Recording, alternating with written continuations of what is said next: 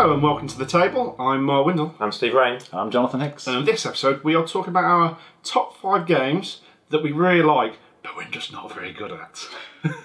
I think Steve came up with this one, and it's a good topic because I think as a joke, and it's true we were talking about in our Facebook message, I went, I'm rubbish at a lot of games. So I'm used to playing games that I'm bad at that I enjoy. We also have, I would say, our group that's within the Dice Cup has some particularly good players that can make all of us feel very, very ordinary at board games. So you kind of get used to it. I find this list medium to make. I think. Yeah, it's not hard to get beaten, is it? At certain games. But It's- there are certain games that I feel like I ought to be good at. I've played them enough times, and I'm still bad. There's some games that I think I am good at, and I've played loads of times. I think I actually don't think I've ever won, or even come close to winning the game. And I've played it lots of times, enough that if everyone was equally skilled, I should have won one by now. Marvellous. It's number 5. Okay, so my number 5 is a slight cheat one because I think this game makes everybody feel bad. But I really like the game. It's Sherlock Holmes Consultant Detective. Because if there's a game to make you feel very bad at a game, this is a game for it. It's not like other players, because it's just obviously cooperative, but, well, there's Sherlock who's leads the faith, but everybody, you always sit and just go, I feel so dumb. Yeah, you can't compete with Sherlock. Yeah. You know? And I love the game, but you do just come away just feeling dumb at times. Just think, why can I not see this? Yeah, I didn't consider this sort of game on the list, to be honest. No, it's a good suggestion, because there are those times where you feel like you've explored every lead and you're like, well, I have no idea what to do next. Or you think you've done well, and you get to the questions at the end and go, he did that, she died. What country was he from? What? Was that meant to know that? Oh, okay, fine, yeah. What time did he do it? No one told me that. And you get to the end and you think you've got it, and then the questions that have been asked, you're like, I clearly haven't understood this case at all. Yeah. That's a good pick. Okay. So my number 5 is a game that I don't mind doing badly at. It is a game I enjoy, and it's a game that Mark invariably does much better than me at, and that is Arcadia Quest. And it feels like either the dice are rigged or whatever, or things happen, but basically you go around and you I'm going to kill that goblin, I've killed him, or I get a coin for that. And in the first round, where everyone's equal, I feel like, I can do this. In the 5th round, where he's beefed up one of his characters so big that even my best guy, it's like firing a pea shooter at a tank or something, that I can attack him as much as I want, and all of a sudden magic goes swat and I'm dead. I'm like, I can't do anything. It's got to the point where I'm so bad at the game, I'm so much further behind the power level of some of the other characters in the game. I'm like, I'm just going around, I've died again, but I don't mind it, which is not a bad thing. Yeah, it's just fun anyway. It's a great game, I think. And no matter how well you're doing, it's just the minches really make it, but you running around, I'll try fighting this, fighting this. It's just very fun. There's definitely I just working out a combo that works and maximising it. I think, well, that's necessarily fun all the time, but I think to take on some of the really big things, you have to optimise. You do, yeah. And obviously when it gets to fighting the big things, I never actually kill any of the big things. Someone else does it before me because they're much stronger than me. And then somebody runs up behind you through a portal and kills you. Yeah. You just go, again. wrong time. Like my best guy, and then I get a wound, and it's like I've got 1 wound, and you've got 2, and you've got 2, and then you go, no curse, no curse, no curse, no curse. Oh my god, my guy's crippled. It feels like it always happens when I get 1 as well. Oh dear, it's good. Alright, my number 5, in fact I noticed a sort of recurring theme throughout my picks, which is when you're trying to do 2 or more things at once, you're trying to effectively balance how much you're doing one or the other thing. And I find I'm never very good at this. I always focus far too much on one thing and then don't do well at all on the other thing, and so overall do very badly. And so my pick number 5 is Pictomania. Essentially you're trying to draw something for everyone else to guess, but at the same time everyone else is drawing things for you to guess. And I find I really want people to guess my things because I get points when they guess it, so I spend quite a bit of time making sure it's a nice clear drawing. I look up and everyone else has already made the guesses, and the later you guess, the fewer points you get, so you really need to guess early. So there's this tension between needing to just do a quick drawing that's good enough, but then to start guessing the other people's. I'm hopeless at it. I really like it. I like the whole drawing thing, but I'm never any good. It's a really well balanced game because time is your resource, and I've seen people who are awful at drawing, like Ankush is awful at drawing, so he just goes, and then he makes all the early guesses and he can still compete in the game because although very few people actually get his, he gets a lot of the big points for guessing other people's who are making much better drawings than him. And I think you've just got to kind of trade, like you say, you've just got to trade off the balancing. Yeah, I find this game so hard, and there is a case of you kind of work out initially straight on. So who's going to do rubbish drawing? So I won't even start looking at this because I'm never going to have no idea. So I'm going to concentrate on these two people. At least I'm allowed to guess this while I'm doing mine, and I'll try on those two. But yeah, it's very hard, very, very hard. Well, I never. It's number 4. So my number 4 is a party game, and it's a party game that I really like. I know it divides opinion a bit, and there is a reason I do badly at this, but that is Dead Last. I have never, ever, ever done well at Dead Last, and it's a game about trying to secretly pick on someone else at the table to vote for. The person with the most votes dies, and anyone who didn't vote for them dies. So you not only need to not get voted off yourself, but you need to try and cooperatively indicate that let's pick on Jonathan without Jonathan knowing, because you can kind of ambush people. And the reason I do badly at this is because I'm too active at trying to kill other people. You make yourself a target. But someone needs to do that. But I really enjoy that part of the game. I'm like, who should we vote for now? Or something. And if Mark doesn't see me brilliant, we get Mark. But invariably, people start distrusting me. And the other reason I do badly at this is you get into this prisoner's dilemma thing at the end. And everyone thinks I'm untrustworthy. I'm like, yeah, I'll happily share. And then I get backstabbed constantly. I actually am untrustworthy, and we both get nothing. It is a very difficult game to do well at, I think, because you need to be inconspicuous. Because you don't want to be picked on, but equally you want to divert attention away from yourself. It's hard. I'm not good at it either. I think you do. I know all right. I don't think I've ever won it though. I've finished several games with no points, so... Yeah, sometimes it's just making sure people don't do you in. Just find it any way. You can ambush people, and sometimes some people's not paying attention, and they look up, they don't know who to vote for, they assume that everyone's going to pick on them, and they ambush them. Brilliant. I never get to that point. I'm so focused on trying to pick on other people that I get picked off sometimes, I'm not realising myself. But yeah. Alright, my number 4 is a multi-use card game, and this is one of those that I really struggle with in general, all multi-use card games, because there's the whole, well, I could use this card for this thing, or I could turn it upside down and use it for this thing, or there's a special ability on it, maybe I want to keep it for the ability as well, and I just I don't know what to do, and it's that whole balancing, trying to manage too many different competing things. The game is Glory to Rome, which is one of the original multi-use card games, I think, and does it so well. I really like it, really, really like it. But it's just so hard to actually do well, and particularly because the game, we did a review of this recently actually, and a couple of people said it's a little bit wonky because there are some cards that really break the game almost. Essentially, it's quite abstract in a sense. Yeah. You're just trying to get some cards you use as resources. You use those resources to build other cards, which become like buildings to give you special abilities.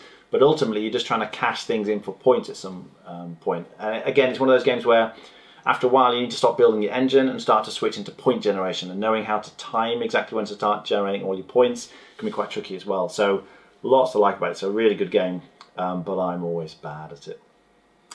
I'm all right at it. I know the hardest thing is controlling the pool of resources, the way that they filter into that pool so it suits you and not other players. And that's a very difficult trick to do. I've played better people at it, but all right, but it is tricky. There's just so much going on, and because of the broken combos, you've got to be aware of things, and then somebody does something, it screws up your entire plan. I've not played it. I've played Matani, which is the streamlined version of it. I wasn't a fan of the game itself, I don't think. Okay. I wasn't as big a fan of Matani as the original Glory to Rome. I'd expect you to like Glory to Rome. Possibly. I mean, the theme didn't really pick me up in Matani. Not to know. Theme, Steve? Well, I just didn't realise what there wasn't a reason for doing what we were doing. Glory to Rome is very abstract. Okay. Yes. But it's not a particularly attractive game either. The cards are very simple in terms of the design, but just the way everything interacts is very well done. My number 4 is Seven Wonders. It's this high on my list because occasionally I do really well. And that's very, like, 1 in 20. And the other ones, I do terrible. I never sit in the middle. I generally do terrible, but occasionally I'll have that one really good and I go, all the points can be my way. most of the time though, I just struggle so badly. I don't know why. I see how everybody else does well. Why can't I do that? But I can't. I just can't. Yeah, I can't figure it out, because whenever I play a game with Mark, he's always one to watch. There's always a good chance Mark's going to win any game I play. So I always kind of keep my eye on him. But when it comes to Seven Wonders, you're right, I don't even bother. Mark, I'm not in it. does badly at Seven Wonders. But it's all the same sorts of skills as you'd find in other games. Yeah, hello. Strange. I think everything's so balanced, and you just need to be doing what other people aren't.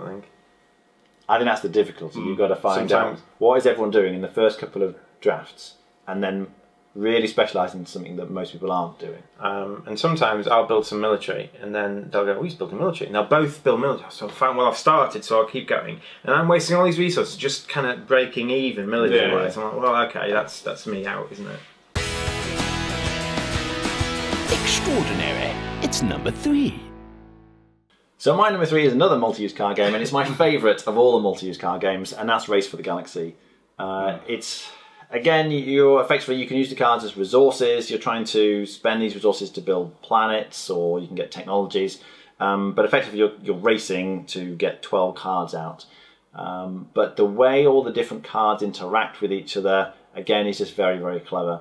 It's a nightmare to learn this game. The symbology is really difficult to get your head around at first.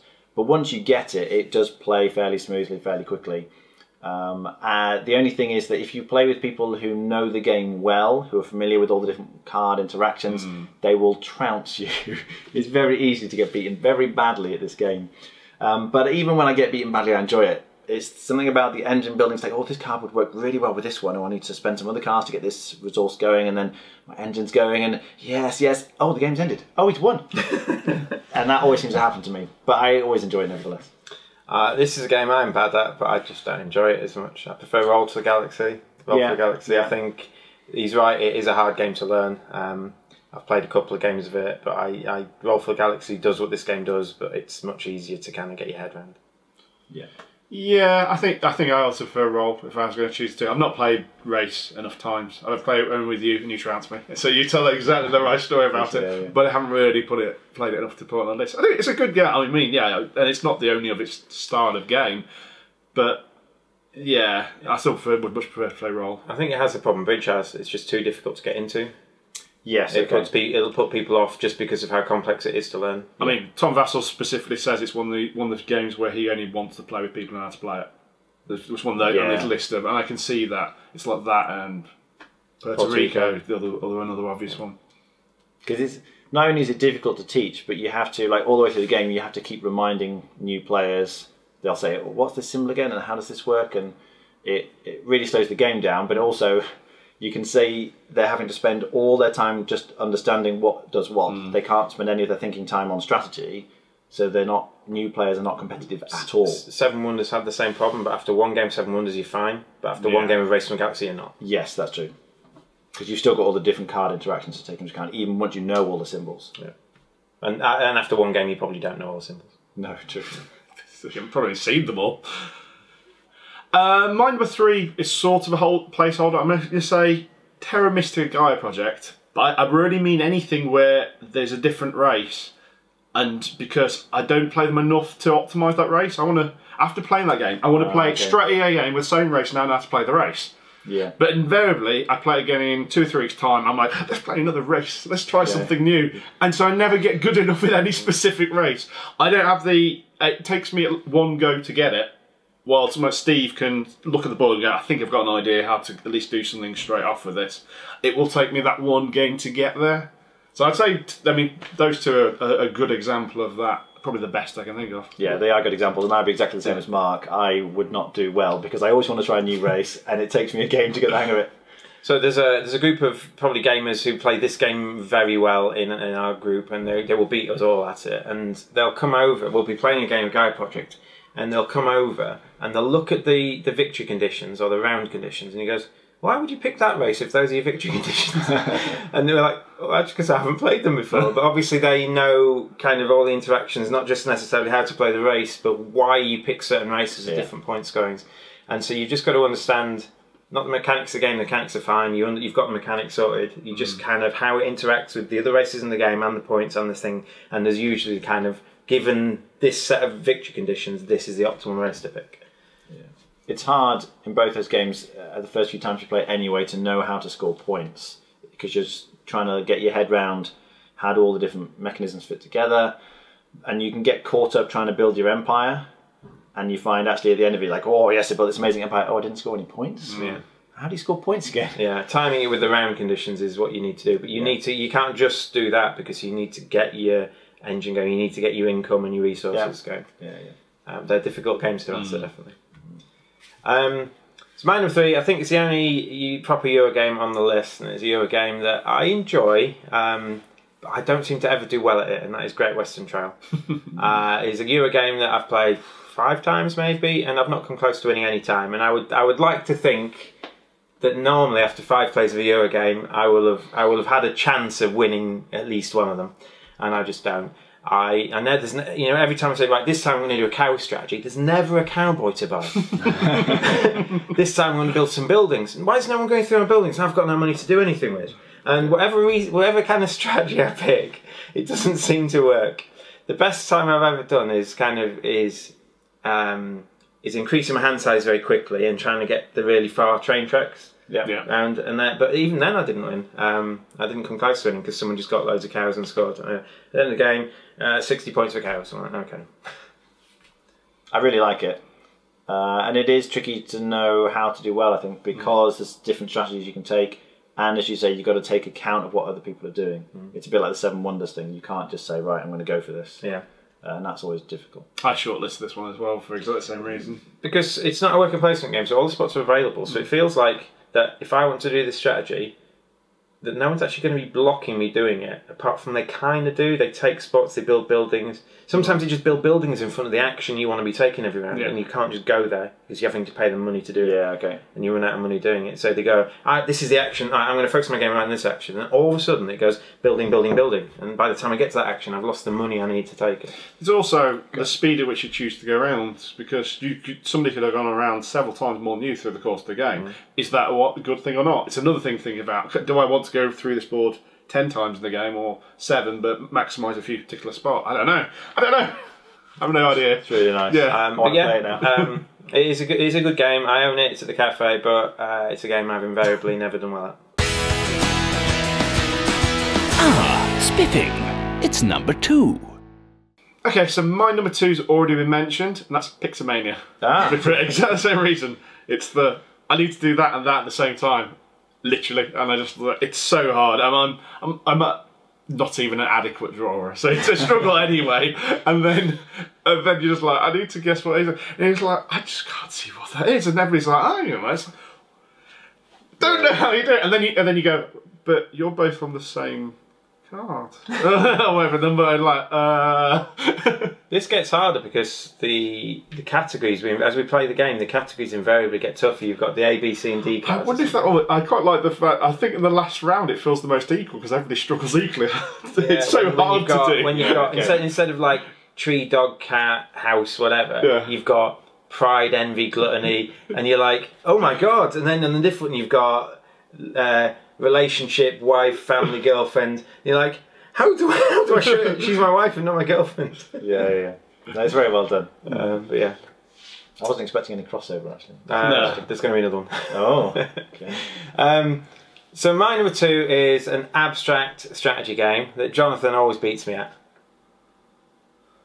Oh, Devon? Devon, yeah. It is from the GIP series of games, and I really like the GIP series of games, and I would like to say that I'm better than most at the game. So if I play Jonathan at any of the games in the series, I will generally beat him at all but Devon.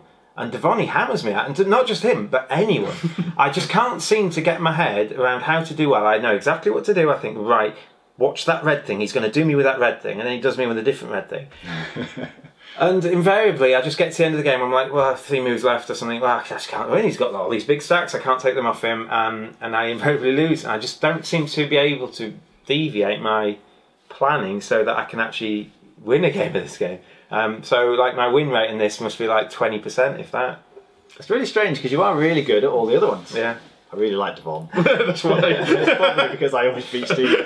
But yeah, it's just the hardest one for me just to get my head around and do well at. Yeah, okay.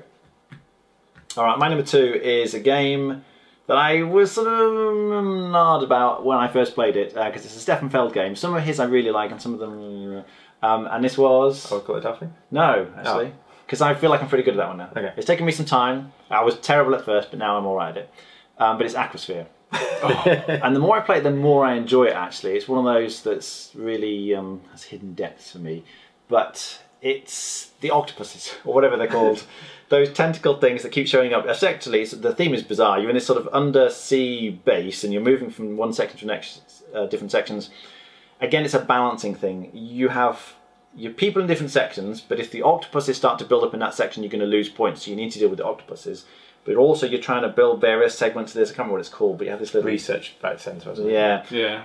And you need to get different lettered components like A, B, C, D, E. And so I'm trying to make sure I get one of each to score the points for that. And I mean, it's a point out of like a lot of Stefan Feld games. But for some reason, I haven't worked out the balancing in this. I always spend too much time on one thing, usually fighting the flipping octopuses, and end up doing very badly on the other things. But it's a great game. It's got a couple of nice bits. You can't just say, I want to do action. You have to program a robot first to do that action. You might not be able to program a robot at the time you want to do it. Yeah. And there's the black gems as well. So if you don't have a black gem, you can't go past a certain bit on the scoring track. There's like these laser barriers or something. And to get past, if you score 4 points and it would take you past the laser barrier and you haven't got a black gem or a robot to deprogram, you can't go there. So you not only do you have to kind of balance not losing points in the octopods with getting points in the game, you have to get those black gems too. Yeah, that's so tricky. And it's so easy to get caught out. I've only played this once, and before the last round, I was a quarter ahead. But I couldn't get that gem. Yeah, and I literally got hit by 2 points, and I was like, no! Just couldn't get the gem. Which is a weird thing. I like that because that little bit is unique in this game. Yeah. Well, not unique, but I don't see that very often where you need a resource just to get your full quota of points. It's like Lords of Vegas where you need to make it have a certain amount of money to get over a certain level and the steps sort of thing. That just a couple of extra bits just make it a bit of a brain burner for some, but yeah, it is. It's one of those you definitely get better at with practice. You need to play it a few times, I think, before you really get it. And I feel like I'm almost there, but I've yet to have a game where I've actually done well. I think if they played it last Thursday, and they were all, apart from Travi, they were all new. And I looked at their end scores, and I'm like, Tim won. I'm like, you've only half built your research station. If you'd have played in that game, you'd have built the whole thing, and you'd have won that game. Missed my chance. By Jove. It's number 1. Okay, so it's time for the question for number 1, and we've got, what time did you go to bed last night? 2 a.m. It's lame. I went to bed at 11:45, I think. I went to bed at 11. I normally go to bed at 11. So this way? Earliest. Yeah, okay. All right, my number 1, the reason I put it at the top of the list is because it's my favourite of all the games on the list, and that is Through the Ages. But it is the mother of all balancing games. It's very, very difficult not to try. If you specialise in one thing, you just get really done in by something else. Effectively, it's a big civ building game. There's no map, which is a bit strange, but the card play is really, really clever. You need to get certain kinds of a range of different buildings. I'm just no good at it. Mark always does really well. I've been practicing on the app. You can get an app for the tablet, which is great for learning, and I feel like I'm gradually improving, but still I know if I were to play Mark now, he'd just thrash me. Mark seems to have got it down. Yeah, he's got enough military. It's a game Mark's very good at. It's a bit too long of a game for me. It is long. It is long, yeah. So I've played it once just to say I've played it, but most Civ games they're just too long for what I get out of them, I think, for me to want to play. Yeah, I can see that. Even when I build up my military, though, I find I then don't have enough research or point. Yeah. The other thing is, one of the types of buildings gets you points, which is obviously the objective of the game. Yeah. So I can find I spend too many times on things, then I'm not getting any points each round. And always someone else seems to beat me on everything. He always beats me on points. He's like, I'm finally caught up with everything else. Oh, but he's getting 8 more points around than me. Oh. Yeah. It's some games I'm bad at anyway. So, but I think they're just generally too long. Yeah. Okay, so my number 1 is Yokohama, because I love the game, but I think it's my favourite of anything where the decision space is just huge. I think I'm much better at a game where I can go down a particular path and then I can attach little things onto it and sort of do those, but I've still got a main plan. But the decision space in there is just so big and I just get lost in a mire. The worst thing I do is that I do go intentionally go do something and then after about 15 minutes I end up winding off and doing something else, and I can't stay focused enough. And if I can't focus, I will lose. It's very hard to get distracted. Sorry, it's very easy to get distracted in that game. I Yes. think. Because you're right, you do start off on a plan. It's like, oh, but now, because the way you take the actions is you've got to move the little people around and put them in certain spaces. And actually the moving's quite tricky. So you might be like, I really want to do this action because it fits in with my plan, but actually it's really difficult for me to do that right now. Maybe I should do this. Well, that's really easy for me to do. And so, oh yeah, I'll go down this route. And then after a while, oh, but then I'll go down this route. And you just keep getting distracted. And you can't take the action someone else is on, or if you go through them, you have to pay them coins. That's the punishing thing. That's the only interaction in the game that's slight interaction, and it's really good because it forces people away from what they want to do.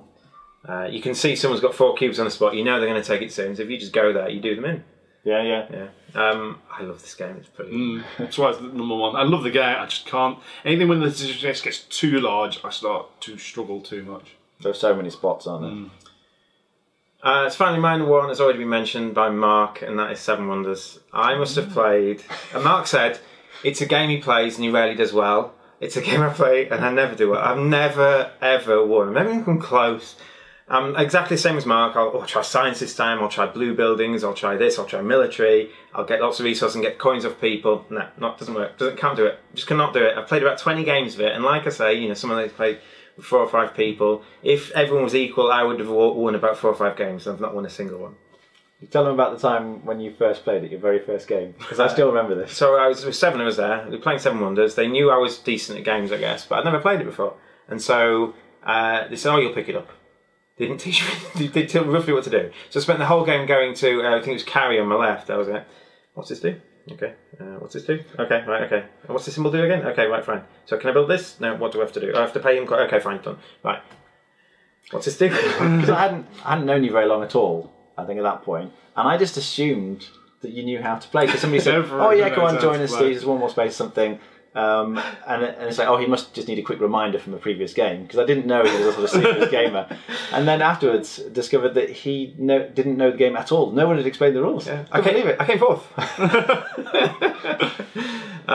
But yeah, it's a game where there's so many symbols, and it's checking the sheets. Did we play? We didn't play with leaders, so we just played the base game.